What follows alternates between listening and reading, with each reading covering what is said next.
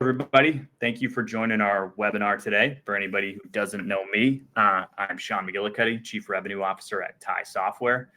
Today we'll be talking with Ryan Burke from ATS. We've known each other a long time. He's been a long-time Tai customer as well. So we're looking forward to kind of hearing his story. The way that this all came about is we actually did a case study with ATS. And if you haven't seen that, we'll have a link on this webinar to download that. Our goal mainly today is to kind of hear a little bit about ATS's background, what makes them successful in their own right. Ryan and I were talking just before this webinar about how, Tai can add to a brokerage to make it more efficient, but really it's the brokerage itself and how they organize their culture and how they organize their teams that really sets them apart from everybody else. So you can see the handout if you want to download it. I believe it just popped up on the side there for everybody. But that's our goal today. So we'll go through hearing a little bit about ATS. We'll hear a little bit about how ATS is using Tai in order to drive their success, because they've been a very successful organization over the last several years. And we'll kind of close out today talking a little bit about what's been going on in the market conditions that we're seeing. It's obviously been a tough market for almost 2 years now, with the trade wars starting to, even make it more difficult for some companies. But we'll hear a little bit from Ryan about what they're doing and how they're set up. That's making it so that they're able to still thrive even through a difficult market. So that's the goal for today. So just to get started, Ryan, can you just introduce yourself to the group? Yeah, absolutely. Pleasure being here. Thanks for having me. To Sean and the Tai team, Ryan Burke, Vice President, ATS Logistics. We're brokerage out of Cincinnati, Ohio. Been around since 1980 and been with Tai now for about 10 years. Originally came to them. We've been through a few name changes with them. So we've seen a lot of, they've grown with us. We've grown with them. But like I said, ATS based out of Cincinnati, full truckload, LTL brokerage, pretty decent split between the two. And then also dabble in a few different modes, whether the trade side, the expedited, international. But we've been, like I said, we've been working with Tai, growing with them over the past few years. And Sean and his team have helped drastically and kind of taken us to the next step and taken us, given us the opportunity to really, really push things forward for our organization, our clients. So awesome. Yeah, well, thank you. And thank you for being here. Obviously, we go back quite a ways at this point. And, I remember when I first met you was actually just before COVID. And, Yep. And then we talked a little through what happened during the early phases of COVID. And then you've obviously been through quite a bit, and you guys have not only survived, but you've done really well. The brokerage, it seems like everybody who works there loves the culture, and that's always really, really important. I think culture sometimes can eat process as lunch, when it comes to having the right people around. But we have obviously a bunch of brokers on listening in.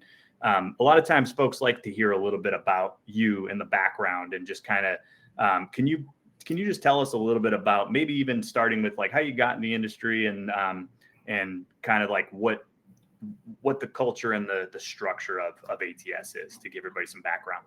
Yeah, absolutely. I've been in the industry since 2011, started at one of your top brokerages in the country, based out of Cincinnati. I'm sure you all know who it is. Spent some time there, and then came on over to ATS, solely to help grow and work on establishing our truckload operations team and grow out the truckload side of things. At that point in time, pretty small organization, under 10 people, under 10 mil. And we were heavy LTL as opposed to truckload. And we're really working on trying to see what we could do to kind of really split the share between the two different modes. So did that and ran through our truckload operations team for 4 to 5 years, scaled up a little bit and took over as general manager of operations back in 2016, which was really when we had fully established a very strong relationship at that point with Tai. We were fully transitioned over. Everything that we were running was run through the platform at that point. And then over the past few years, I've been staying in the vice president role, while overseeing our operations, accounting, and half of our sales team, trying to see what we can do to continue climbing and pushing ATS forward. But going back to, like you said, culture, it's something that was established here with ATS back in 1980. Our owner, Bo Wynette, started the company as an asset We ran about 20 assets solely running for the auto industry here in Cincinnati, running Indy, Ohio, Michigan. And then during deregulation in the 80s, we went ahead and got rid of all of our equipment. And so opened up the brokerage in the late 80s. And that's what we've been running since then. So it very family oriented, very family first. We're about 65 folks all in general. About 80% of our team is entirely here in Cincinnati, which incorporates all of our operations, most of our operations, all of our accounting force. And then we sell a little bit differently than most brokerages. We're boots on the ground, selling face to face. Only about 15% of our revenue comes from inside telesales. So we've got sales reps and agents that are throughout the U.S. that kind of travel a 50-mile radius from their home base or offices that they sell, knocking on doors, going face to face, meeting clients. Yeah, really can't. You can't beat the old-fashioned boots on the ground, especially when the market does get tough. So. It does, and that's what has allowed us it's really allowed us the opportunity to stay in tight with our clients throughout the challenging, whether it's the tight market that came during COVID or the extremely loose market that we've had for the past 2.5, 3 years. We can pretty much get in front of a client within 24 hours. If any sort of a scenario comes up, which makes it a little bit different than some of the competition, it's been helpful for us. So, yeah. I'm a big fan of marketing in general. Like I'm at Tai, run the sales and the marketing side, but marketing is, you really want to get the message out there, what you do. You want to make sure that if somebody who you want to target you get in front of them, you want the messaging to be clear to make sure that you're telling them what you do well, right? So if they come in, but when you get people out there knocking on doors, that's just the industry, like I think people do still prefer like an actual sit down and a handshake. And, it really goes a long way being able to look somebody in the eyes and feel like you have somebody to call. And I mean, unfortunately on the broker side, and I guess with any business, but they might be calling you because they're not super happy, but at least they usually are happy that they get to pick up the phone and talk to somebody, and somebody's going to go, hey, I'm on it, and take the trust over.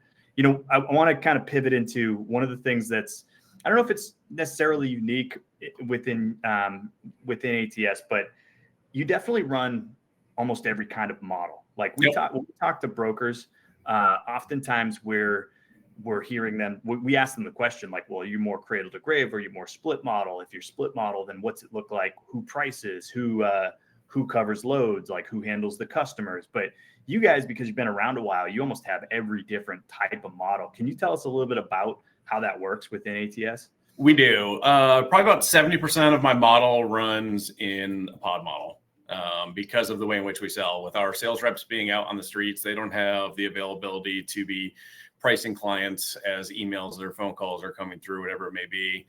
They don't have the time to be trying to go cradle to grave, booking their own trucks and running track and trace through them. So we run pretty much the pod model for a very large majority of our operation, whether it's on the full truckload or LTL side of things. We also do run a hybrid cradle to grave that starts for our entry level folks so they get the experience with hands-on with moving freight to be able to get a little bit more educated.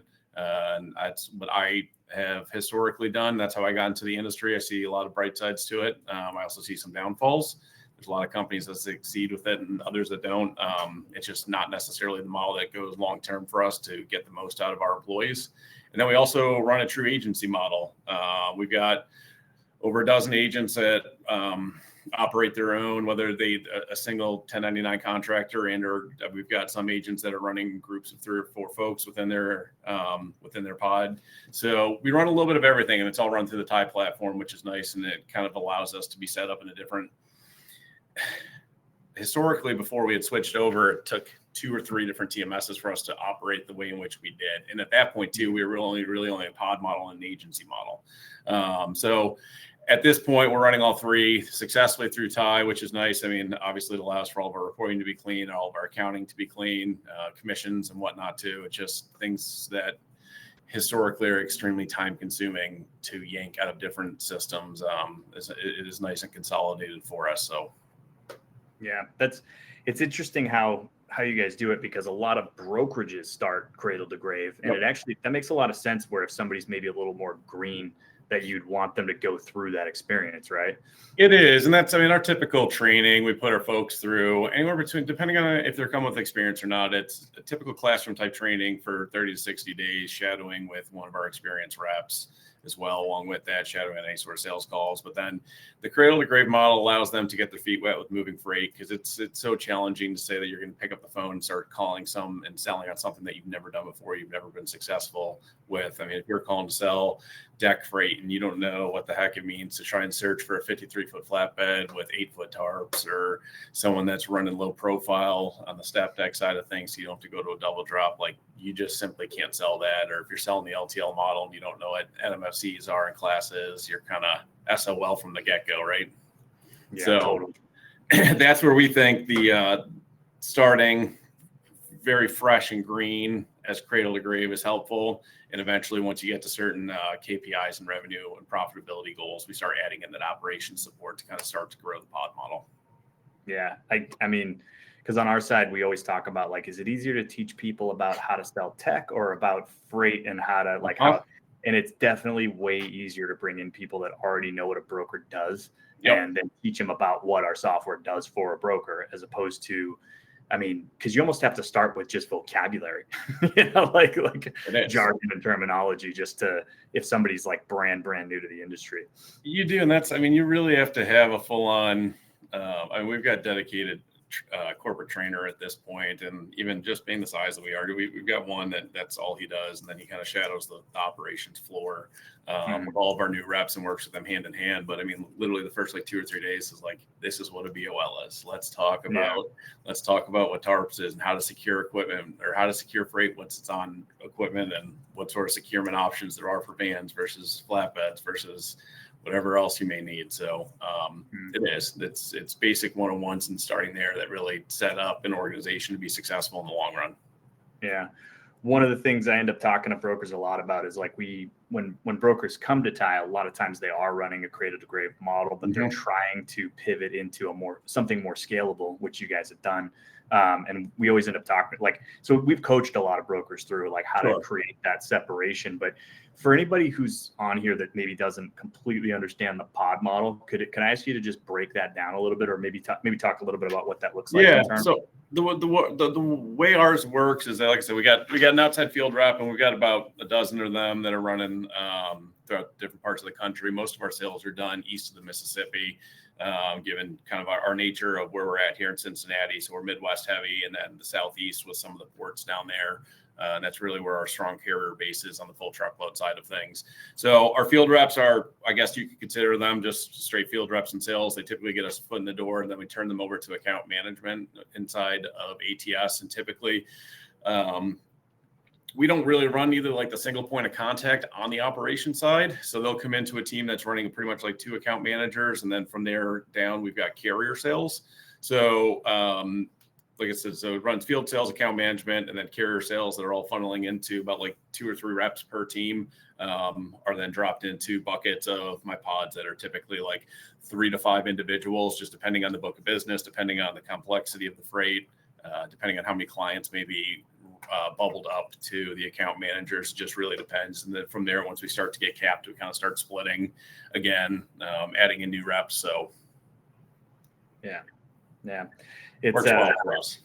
That's what I hear from some other organizations. I think a lot of times companies will end up running some cradle to grave agents, because that's just like, hey, these were our sort of guys that have been here a while. We're not going to ask them to change what they're doing. So like a lot of times we have to make sure that we're accommodating both. Luckily we do, right? Because you have the guys that don't really want to change, but we talk a lot about, like, there's guys that have been in the industry a long time that, like, they don't even barely need a TMS, right? Like, they're just like, it's helpful, but to them, they're like, I got my process down, right? Like, I know how I go over here to look at roughly what pricing should be, but most of it's in my head. So I know what to price the freight at, right? And then I jump over to the load boards, or I have my spreadsheet for my network, and they just get it. But we always talk about, like, being able to store the data, though. Like, when you're trying to scale, you got to have, like, you can't just live in somebody's head. Like, what if that person doesn't show up tomorrow, right? So how do we make it more scalable?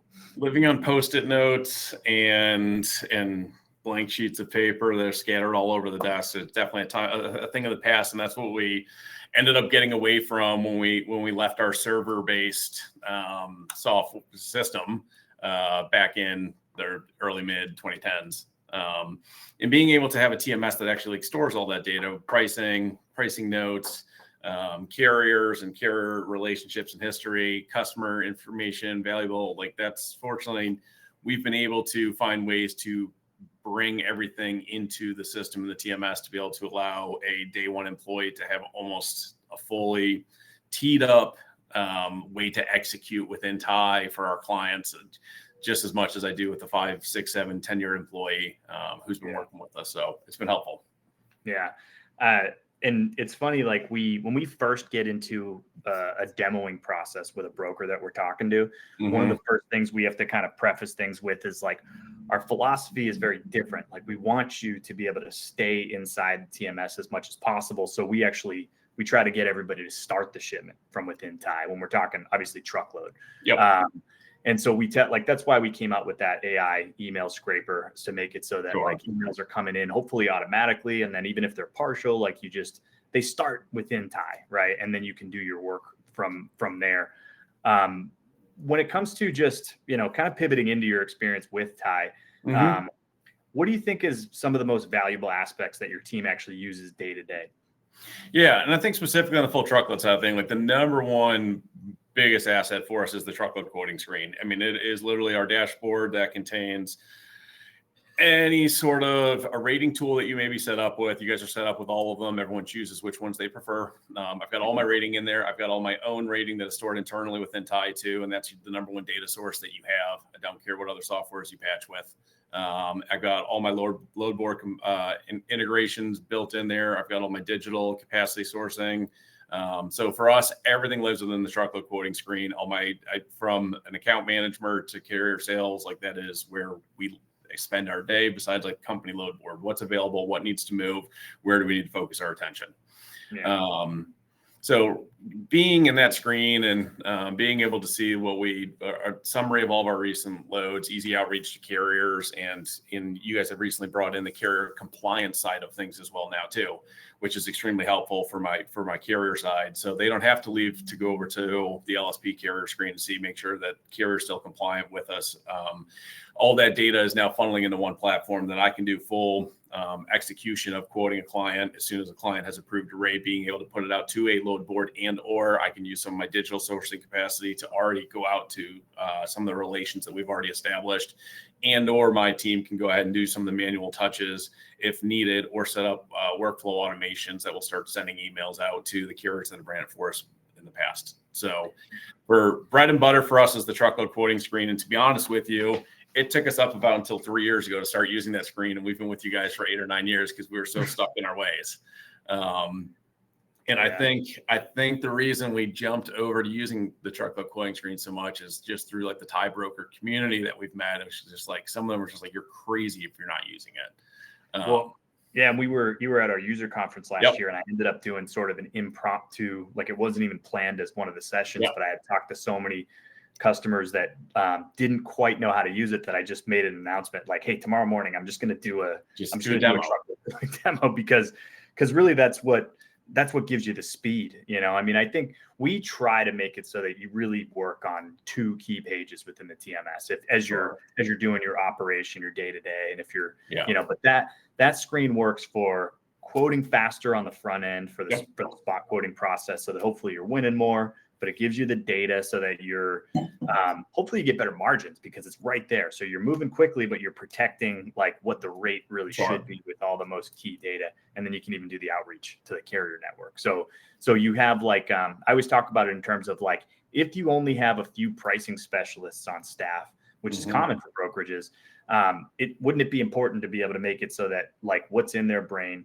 gets onto a screen and you could train somebody on, like if you want to expand on who's allowed to price, which I'm not sure if that's the case in your organization. Do you guys have it set up where there's only a few folks that price or multiple? No, probably about 80% of my operations team is able to price. And I mean, we've gotten it to the point too, with some of the tools that we've brought in that we are confident that pretty much within the first week is, regardless of how green you are, I could have you quoting van freight, and we believe in the tools that we've purchased. And if they fail us, that's on the company. That's not on the individual for reading it wrong. So that's pretty much the mindset we have at this point, that I can at least have you quoting van freight week one, knowing that we believe there's at least going to be some sort of a margin there for us.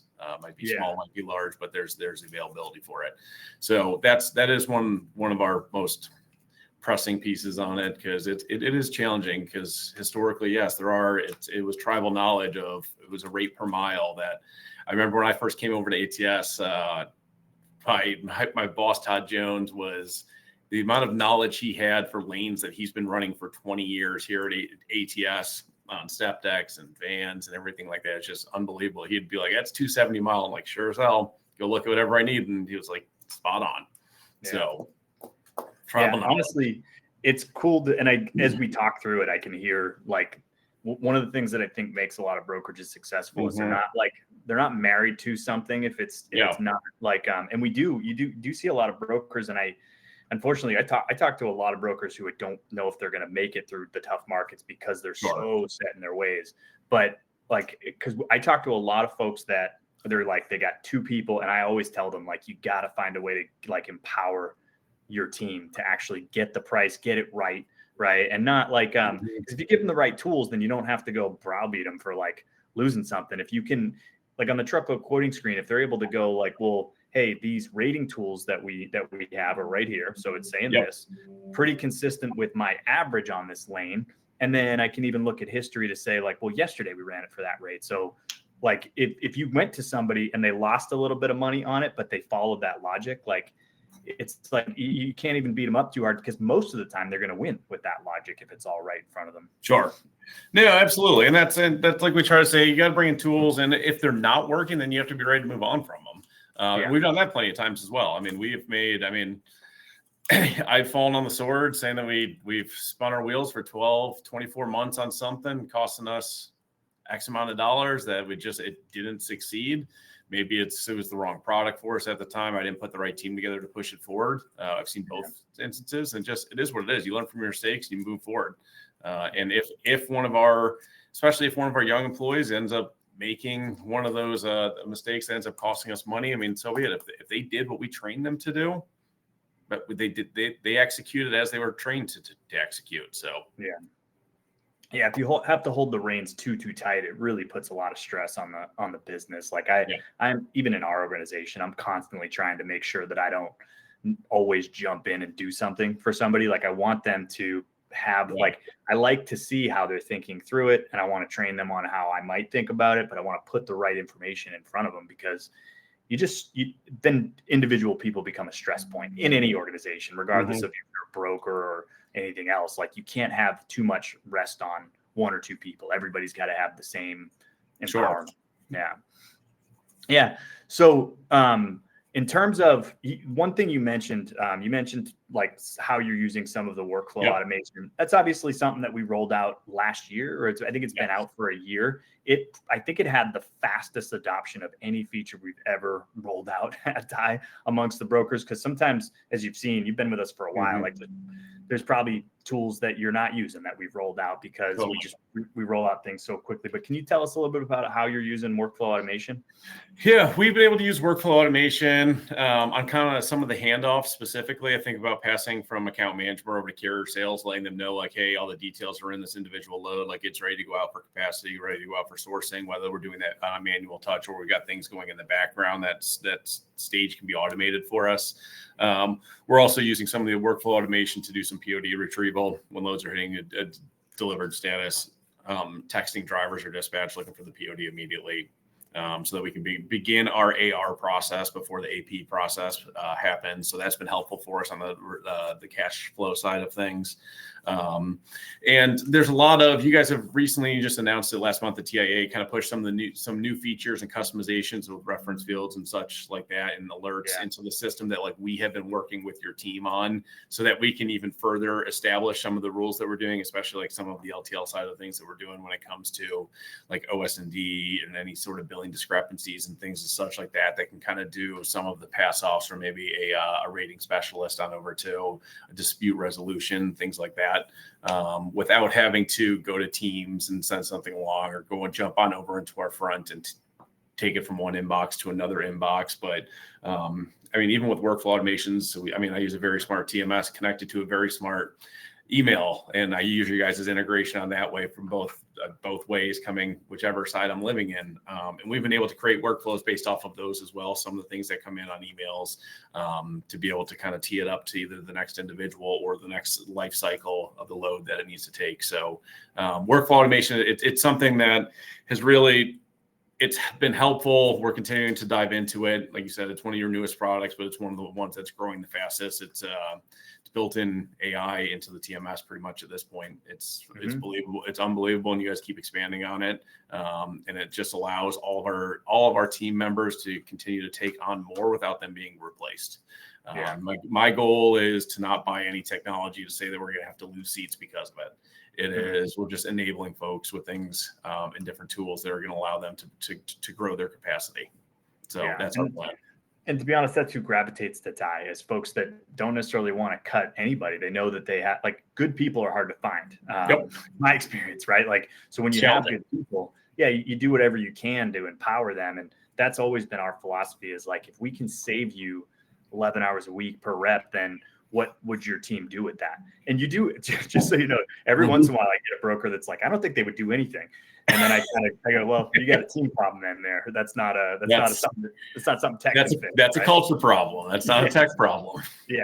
Yeah. But the goal is that you should feel like, if you're coming from outdated technology and jumping into Tai, our goal is that you should feel like you have more employees just with the staff that you have. And most of the folks that gravitate to Tai are the ones that are looking for growth. They're looking for scalability, not just something to replace like a process, right? They're looking for like a brand new way to do things. Well, that's it's crucial. And if you've always been this way with us too. Like, if you don't have it and you know the solution's not going to be coming around the corner immediately, you point us in the right direction of a partner that you have a solid integration with and that like you believe in fully. And like, we've done that for years with you guys. And it's been fantastic, because the partnerships that we've developed have really allowed us to help push forward, and being a part of some of the newer ones that come to the platforms as well, and being able to be a part of kind of like their early adapters group, and we kind of can help guide the way in which they go, which is somewhat what you guys have allowed us to kind of help you over the years too. Is always I could chime in and tell Sean, this is kind of what we're looking for. This is the direction we'd like to see you guys going, and I know that it's going to be heard and listened to. Whether actually the final product looks like that or not, it wasn't just thrown out the window. So yeah, I mean, that's one of the things we pride ourselves on. And what's funny, before the webinar, you were saying like, we haven't got you on a webinar even though you've been with us so long. And I was telling you, like, it's usually the folks that we tend to have on these webinars aren't always the early adopters. It's like kind of the folks that, because you guys came around when you could almost say we weren't done yet. And I would like to say also that we'll never be done. Like, we want to keep evolving. We want you to have the best and most modern platform even 10 years from now. So that's been our philosophy. You mentioned something you like it's like AI built into the platform, right? Like we have recently pulled back from saying AI too often, just because everybody's saying it. It's like the sticker you throw on and think it's going to like solve everything. So we've tried to like not just be the buzzword folks, but we have made a significant push. Like, that email tool came out in 2020, but then kind of the adoption of it steamed up when AI, kind of the buzz of AI came in a couple of years ago. Can you maybe expand on that a little bit, talking about like how does having such a modern tech stack help you compete in any market? Yeah, it has. I mean, I know that you mentioned it earlier as well, that like you prefer for us to live out of the TMS rather than maybe live in our email, but like you've built out integration for us that allows us to do either or depending on like the needs for that client or how my operations team works, right? So I've got some of us and some of my operations and sales folks that solely work out their email, but I'm directly connected into my TMS. And from there, I can change statuses. I can tie carriers. I can pull rating tools that are tied into tie. Because for us, the biggest thing that communication is key. We're a small, we support small to medium sized clients. We are not going after necessarily your whales, your Fortune 500s. Enterprise selling is not necessarily who we are. So for us, we're playing very small to medium sized shippers. The majority of what we do is living in the spot market, and time is key. And so for us, I mean, the speed to deliver to them, whether that's pricing, whether that's putting equipment on a load. I live with an under 24-hour, over 50% of our freight is tendered to us with under 24 hours to be able to pick it up. So we have to react, and we have to react very quickly. So the things that have been built out, obviously, with some of the integrations have allowed us to be extremely competitive, extremely not even competitive in the market, but competitive when it comes to like the service levels and standards that we try and set. I mean, that's something that we follow. We follow very closely, along with like response times to emails and clients and everything like that, because as brokers, we have nothing but service that we can provide. And ATS's model of service is our only product. So having a Tai TMS that's fully integrated, having all these other products as well that have been able to patch into your system, work with you guys, has allowed us to be able to say that like I can play with the big boys out there. And for a lot of the clients that we go after, I can really outshine them and do it the way that we wanted to run and be able to be more successful and profitable in doing so. Yeah, that's what I honestly love about the folks that gravitate to ties, because it really is about trying to make you feel more human with the technology, right? Like, because what you deliver is, like you said, it's the service, it's the customer service, right? It's the kind of the feeling of like, we got you, like send it over to us however you need to. And obviously with the smaller to mid-sized shippers, you do get a lot of emails, I'm sure, and whenever possible. It is. Yeah. So I was gonna say, like in that case though, and it's not like we don't do any of this, but we're so limited on it. But like your guys' like EDI and API capabilities coming out of like shipper TMSs and WMSs, like in ERPs, like yes, I have some of that, but it is a very small percentage of my business. The capability with your TMS though is fully baked in, fully there for it. We've used it for certain clients, but that's just not the nature and where the majority of my business is. So then we've used other things and other whether it's some of your workflow automations, the assignments and stuff like that, and or some of the other products that we've been able to pick up that play nicely with Tai. It's just we've been able to put a nice package together that really works for us and the clients that we're going after. Yeah, I mean, even if you are somebody who goes after like enterprise, right? Like we we'll obviously set up those EDIs, and if you have contracted rates, we want it to feel easy to accept, reject, or whatever you need to do with those coming across.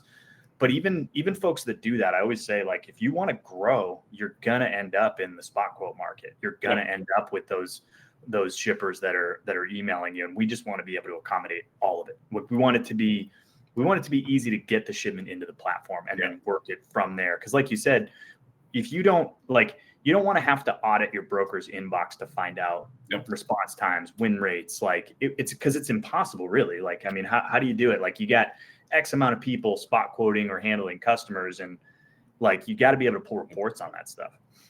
It's tough. And we've been able to figure out ways to do it. Now, if I was working out of your standard inbox, I wouldn't be able to. We work out of a partner of yours that's fantastic, and they have some of that reporting for us already.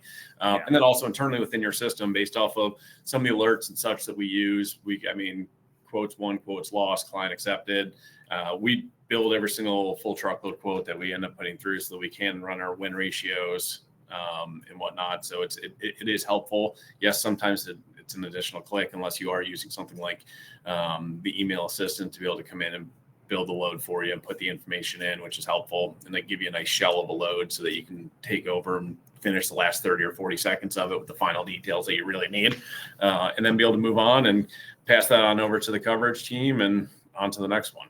Yeah. Yeah. I love how well you guys use it. I mean, there are some folks that we actually are about to, I'll give it a little bit of a plug. We're about to roll out our Tai Experts program. We just started inviting some of our customers to that. We're kind of soft launching it first, but whole set of videos that deep dives into like best ways to use the automation tools, like things like that. Because now that you can be really, really flexible within Tai, depending on your model with the workflow automation. But I guess in terms of, I mean, it's kind of an oversaid thing, but I think it's oversaid because it's just the reality is like, this is a very relationship based industry, right? The people and whoever you have representing you on the front end with your customers matters a lot. Whoever you have representing you on the carrier side matters a lot, like how you manage those relationships. Can you talk a little bit about that in general, and even maybe expand into like, how's the partnership been with us, right? Like, and things like that. How is ATS handling partnerships? Absolutely. And on the customer side, it's pretty darn easy for us. It might be challenging to say for some brokers out there, but the way in which we sell is what makes it easy. Like, we're in front of our clients and we do it 24/7. We give them demos on the TMS. That's what we're doing it hand to hand and clicking through the platform with them. So whether it's them entering a truckload order, tracking and tracing, or they're doing some of their own LTL on the platform, like we physically do live demos with them in their office, whether it's for just one individual, if it's for maybe like their entire purchasing team, their entire logistics team, like it's really nice. So the customer side for us has always been a little bit more on the easier side, just based off of the way in which we sell and being able to get in front of them. So that's an easy win. As for the carrier side of things, and what also can make it a little bit more challenging for us is being like so spot heavy and not having the lead times means that like I'm going out to the open market frequently until I find those absolute right guys. And based off of some of the things that we've been able to talk about earlier, whether it's the truckload quoting screen, how we're going out for capacity sourcing, and using some of the vetting and the compliance measures that we have in the system, it's allowed us really to develop new relationships with clients that like one carrier rep of mine is easily accessible to pass on to another one based off of the notes that are stored within the system. Some of the carrier, I'm liking the carrier tags that you're allowed to create, saying maybe like these guys run teams, or like Cincinnati to St. Louis is a strong market of theirs type things. And you can use those. The one thing we're waiting on is for those to be able to be pushed into workflow automations as well for some of our team. And I know that we had just pushed that through, and that goes along to some of the communication we've had with Tai and the team there. Support's fantastic. We've got to know just about every single person on the support team at this point. And just given the tenure in which we've been with you guys, I mean, heck, I know your entire sales force. I know the C-suite and everything. It's a lot of fun because we've kind of been growing with one another and growing with the same path and bouncing ideas off each other for near 10 years now. So it's fun and it's nice because I think we've both chosen to grow at a pace in which we feel comfortable. I think you guys are scaling it out a little bit quicker than we are right now. I don't know if it's a stronger TMS market than it is a freight market, but it's good. It's been a pleasure to work with everyone there and seeing you guys, whether it was a month ago at TIA, and I know some of my team ran into your team last week in Indy at the Broker Carrier Summit. It's just really nice, and that kind of allows some of that creative collaboration to happen that allow things like the Tai experts to roll out tomorrow, which I know my team's excited to join and see what you guys have available. So I think it's going to be a huge win for our customer base, just because it's just more information in a very digestible format. We're hoping everybody ends up assigning a few Tai experts per brokerage, because you want that internal person to be able to sit, like, you go to them when you have a question, and then if you can't figure it out, you come to us. But it's just nice to have an expert in. So we're going to put a huge effort into trying to make sure that there's just so many features we've rolled out over the years that we want to make sure everybody's getting the most out of Tai, and not necessarily using things that are, because I'm sure there's a handful of customers out there that are still using it the way it was designed 5-6 years ago, and a lot has evolved. The whole industry, not just us, like a lot has come out in the industry. No, and I can tell you we're the same with that. And there's been certain things that we've gone through that's just like, oh my gosh, this is new. I don't even know how to use it now. And if we have videos, we have other experts within the Tai community to reach out to, kind of see their use case for it. And if it potentially matches what we're imagining, then we'll go ahead and look into it and see if it makes I love change. So my team is very familiar with hearing me come out and say, we're about to start doing something new. Like I'm onboarding 2 new pieces of technology over the next 2 weeks, and I'm going to turn my accounting team upside down, which I'm excited about. That pairs very nicely with Tai. But like if we find something that we realize is going to be for the better, whether, I mean, even the lift to get it there may be extremely challenging. The buy-in is always the hardest part. So you better make sure you have your champions that are going to push it forward for you. But change is always for the better, and it's going to hurt at first, but you got to do it to stay relevant. No, I agree. Just how many things have rolled out over the last, since COVID, really. Like, I mean, there was a bit of a renaissance on the truckload side of brokerage.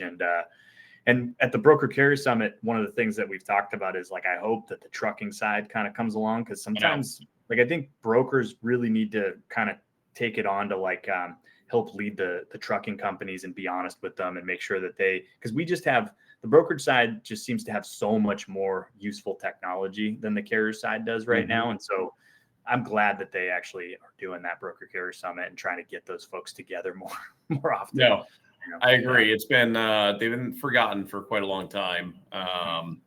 And we have a sister company who's asset-based, and I'd spent some time over there as well and noticed it heavy. And it's just like, if they only had some of the things that we've had available to us for the few years, it would really be able to help push them forward and get them out of the 80s and 90s. I mean, they're on their way there. I think finally folks have realized that the attention needs to be pushed that way. So hopefully the sooner rather than later, before the market turns and before we lose too many good ones that are still out there. No, I agree. Cause they kind of, I mean, I started my career selling insurance to trucking companies, and it's rough, man. Like, it just goes up every year, no matter how safe you're being. Like just the cost of assets, not just the asset itself, but the insurance for the asset, the drivers, the competition amongst drivers, the driver shortage that never goes away. Right. Like all that stuff makes it tough on them. And I think it's really good. I always talk to brokers about like, the best brokers that do really, really well do take very good care of their trucking companies that they work with. Yeah. I guess pivoting a little bit into, we'll close out with some of these questions that I put together for just where the market is right now. Like, you guys have obviously done really well through multiple markets. Like, you've been around a long time. You've seen the ups and downs. What are, I guess, maybe some of the differences you see in your customers and the types of customers that gravitate to you depending on like where the market is? Yeah.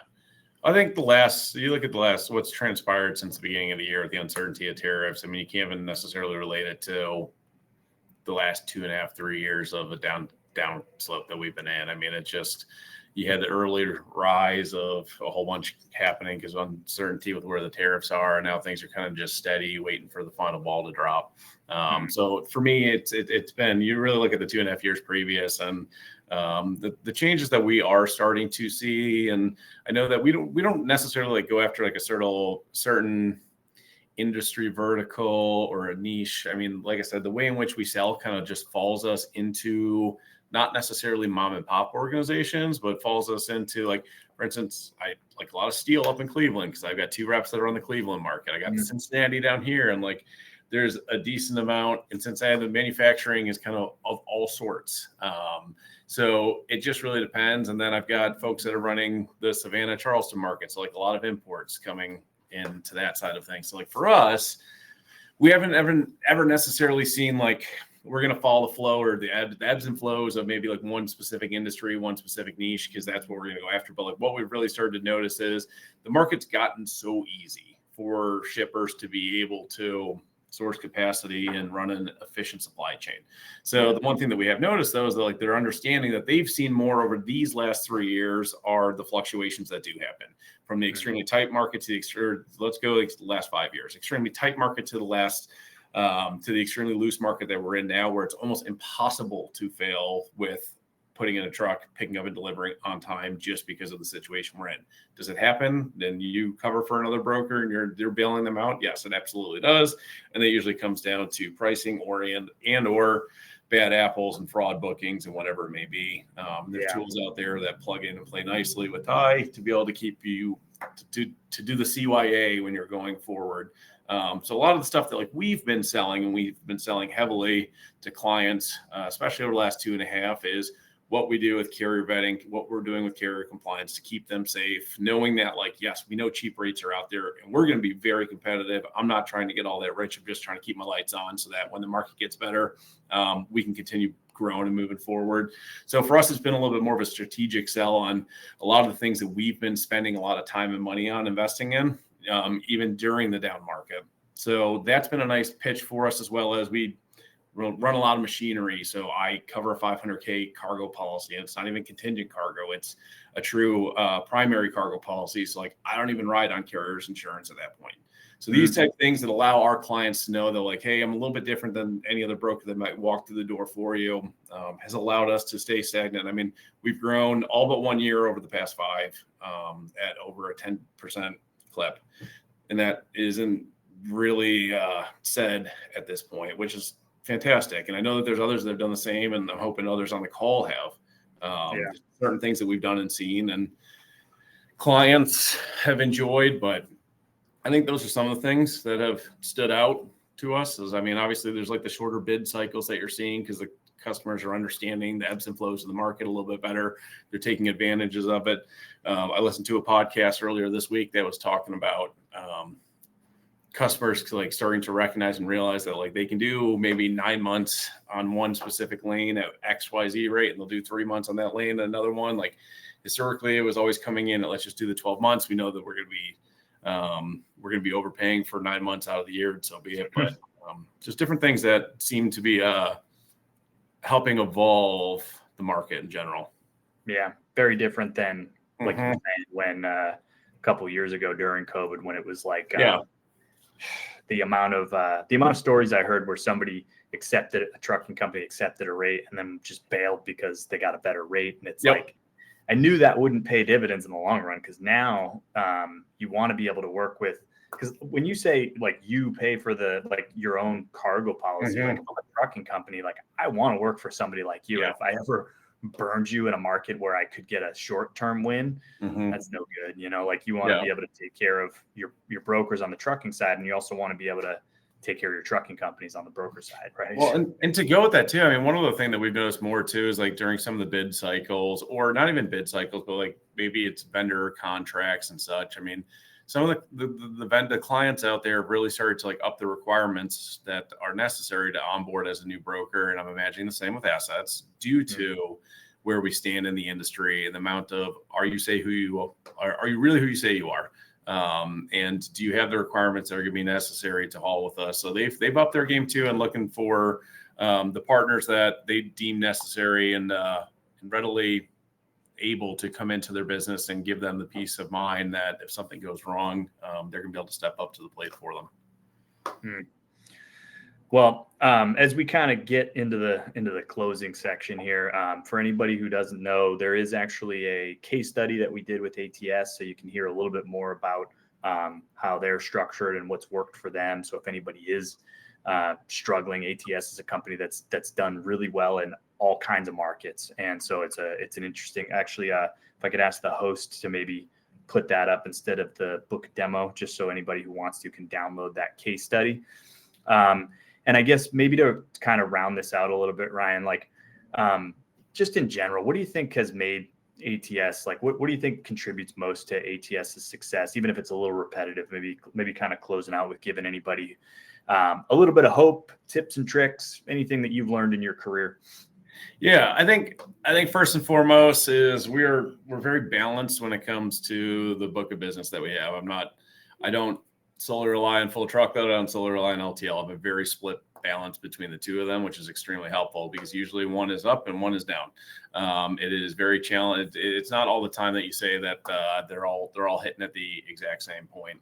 And over the last few years as well, I was saying earlier, but we brought in intermodal and we brought in expedited, which has been helpful. And we actually just got our freight forwarders license a week ago because we've seen some of the things that our clients have been asking for, not just the growth with Mexico and bringing things inbound from there, but some of the things of the shifting to some of the East Coast ports and coming in from Europe has been a big uptick for us. And so we have a licensed customs broker on staff as well. So the things that we're just kind of like starting to dabble in, it'll allow us to keep evolving so that we can be a full one-stop shop. And we're not a one-stop shop for everyone. We are definitely not the right product for every single shipper out there, but there's a lot of them that we are. And so it makes it helpful. But I think too, like once you get past that, it just is we've grown and we've done things at our own pace. I mean, we've never tried to grow really more than 30% in a year. Now there were 2 of the COVID years we eclipsed that. But for what we've wanted to do is always just grow at a steady pace that doesn't put any of the lives that we employ in jeopardy. We want to make sure that we're always pushing a paycheck through their bank every other Friday, make sure they're feeding their family, have a good lifestyle. So we don't risk that with going crazy on what sort of investments we might be doing in technology or pivoting and trying to do some crazy Salesforce hiring or whatever it may be. Things are just usually are done pretty smart and signed off on by a few folks before doing that. But then again, at the same time, like we're also able to maneuver pretty quick since we're not a large corporate entity. I don't have to take it to a board of directors to get something to approved to be able to move forward with it. So we just fortunately we have a really strong. Our owner is extremely strong, and the group of us that get together to try and see what we got to do to push the organization forward. We blend really well with one another, and we make sure to bounce all ideas off of not just upper management level, but it's got to start from the bottom down as well. Pretty much all management that we have in office has been born and raised at ATS. It hasn't been outside hires. So nice. That's great. I mean, that speaks a lot to like why you guys are able to be so nimble. Is the culture sounds like it's very much like empower the people, like as you trickle down, like ownership and empowering you to make decisions and test things out, and then you being able to pass that trust onto your team and give them the right tools. Give them the right tool. I mean, that's it. If we weren't giving them the right tools, whether it's a CRM for sales, the TMS to be able to successfully execute, whether that's the quoting, the procurement, the tracking and tracing, everything you need from pickup through delivery. And then obviously once something's delivered, that doesn't mean it's over either. I mean, you got to go through the entire accounting cycle. Until you collect your funds, that original load, that load is, it's not done yet. So, I mean, you've got to really find processes and systems that allow you to go from original cold call to money collected and do it efficiently. And do it. And it has to be a repeatable process, and it has to be one that you can do time and time again, and hopefully you can grow efficiencies with it, reduce the amount of clicks, reduce the amount of pass offs that have to happen. And that's what we continue to find and keep pushing forward through your guys' platform, through some of the partners that you have as well. It's fun. And like I said, you guys have always been willing to work with us to either build something out or tweak it when needed. So that helps empower the team and make them feel that, let's look at, like, if we know that we might be able to do something better, like Ryan's listening, and we know that Tai is listening as well. So right on. And kind of just pivoting to a complete close here. For anybody who wants to know, in the handout section of this webinar, you have the ATS case study. There's also a downloadable PDF that tells you the 8 key areas that Tai tends to really make a huge impact for brokerages. And so I recommend downloading that and finding out if those are problem areas for you, because if they are, we can probably help you out, save you some time, make it feel like you have more employees, and allow your team to deliver the service that a brokerage delivers. I mean, I think that's the biggest thing that brokerages deliver is eliminating the headache and really eliminating taking on the stress for the shipper and handling the logistics process. I guess closing out, if anybody wants to get more info about ATS, where can they find you? Yeah, absolutely. ATSlogistics.com. You can email me, Ryan at ATSlogistics.com. Happy to speak with anyone, whether it's about ideas that you've got for growing your brokerage, potential agent opportunities. You might be talking to Tai to onboard with them. I'm happy to talk to you guys or anyone just about anything. The more connections, the better you got in this industry. So feel free to reach out. I love that. I can attest to that. He is a man of his word in terms of being willing to talk to everybody, even if they're a competitor. So, great place to work if you're an agent in here looking for a new home. But if you're looking for just a success story, that case study is a great spot. We will Marcus, if you don't mind putting up the book a demo with Tai flag one more time, just as we close out. But thank you, everybody, for joining. And Ryan, again, thank you for jumping on and telling your story to folks. No, appreciate it, Sean. Pleasure as always. Of course. Everybody have a great day and reach out to us, tai-software.com. You can book a demo from there, or you can do it off of the link on this. Our team will send out the recording and any handouts that you would like to have. We can have folks reach out to you if you'd like more information. So thank you, everybody, for joining. Thanks all.